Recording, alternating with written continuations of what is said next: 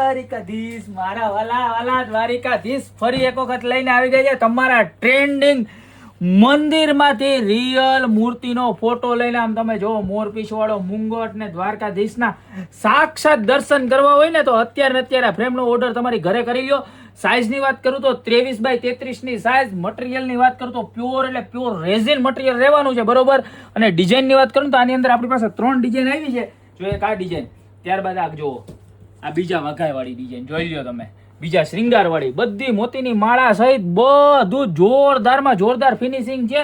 અને હજી એક ડિઝાઇન જો હાવ લેટેસ્ટમાં લેટેસ્ટ, આ ત્રીજી ડિઝાઇન જોઈ લ્યો. આમ જોઈ લ્યો તમે, હા મોતીની માળા ને આ દોરો ને આમ જોવો તો ખરા, ફૂલની લોડેડ. આ આખું પણ દેખાય, જોઈ લ્યો તમે મંદિરની, બરોબર. આ બેકગ્રાઉન્ડ ને આ પાછળનું જો શું કહેવાય પીછુઆ ને કાંઈ ઘટે નહીં, બરોબર.